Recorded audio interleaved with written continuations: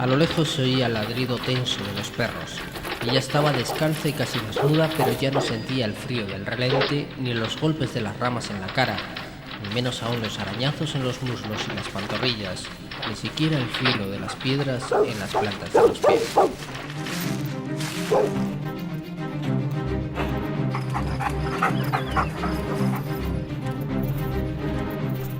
Una Salamanca que ya no existe, una ciudad que permanece solo en el recuerdo de los que la vivieron y en las hemerotecas. Ese es el apasionante viaje que nos propone Luis García Jambrina, tras embarcarse con éxito en la tarea de recuperar la figura de Fernando de Rojas. Ahora, en Tierra de Lobos, se nos habla de otro personaje singular, de una periodista, Margarita Landi, dedicada al mundo de los sucesos, y su historia tiene mucho que ver con la de esta ciudad.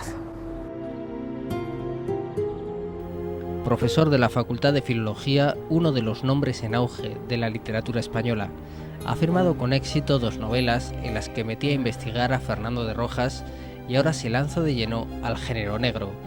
Con En Tierra de Lobos, Luis García Jambrina propone al lector una intrigante historia que juega con una Salamanca desaparecida, con el famoso semanario El Caso y con la inolvidable Margarita Landi.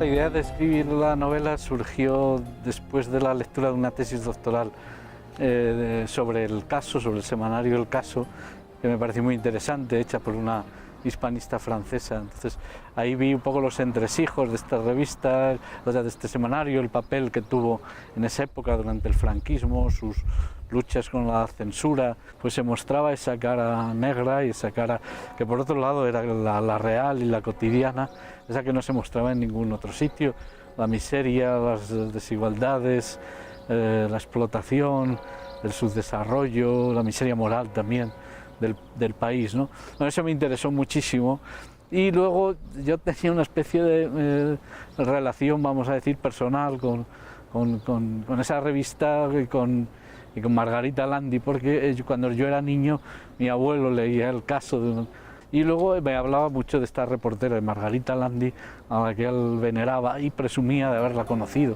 en una ocasión que había ido a Zamora. El Hospital de la Santísima Trinidad estaba en el Paseo de Carmelitas, no muy lejos de la Plaza Mayor.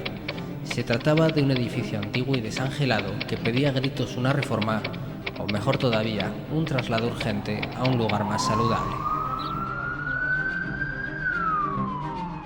A mí me gusta mucho reconstruir un poquito esos escenarios, ¿no? Y en este caso, pues determinados escenarios de la Salamanca de entonces, que curiosamente ya han desaparecido en muchos casos, ¿no?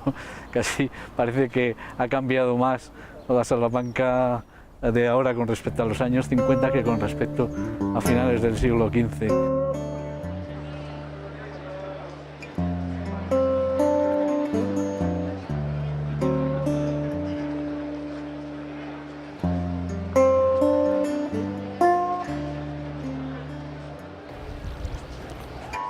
A Aurora la sorprendió mucho comprobar que el barrio chino estuviera rodeado de iglesias, conventos y palacios. De hecho, podía decirse que casi pared con pared convivían la grandeza y la miseria, la abstinencia y el pecado, la espiritualidad y la carne. En la novela hay un juego de escenarios que contrasta Madrid, que es donde trabaja esta reportera, donde está la sede de la publicación, que en la novela se llama Crónica de Sucesos, y luego está Salamanca, la ciudad de provincias. Es un remanso de paz donde todo está perfectamente organizado, pero efectivamente está ese barrio chino que en su día fue uno de los barrios chinos de España más florecientes, donde más locales había y donde efectivamente también de cuando en cuando pasaban cosas, ¿no?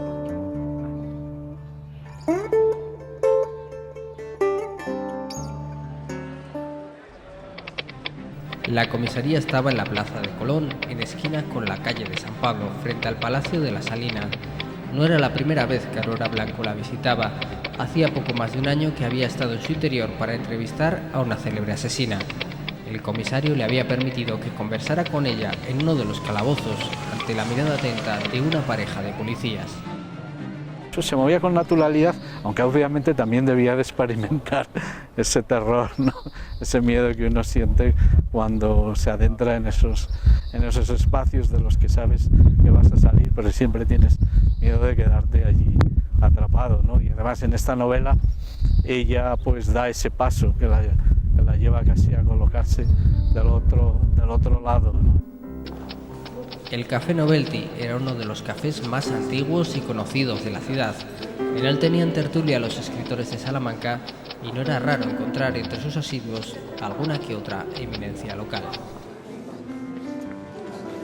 Me tomé un paréntesis, no quería seguir con la saga de Rojas para no repetirme. Quería hacer una cosa completamente diferente, aunque quieras que no, hay bastantes puntos de conexión.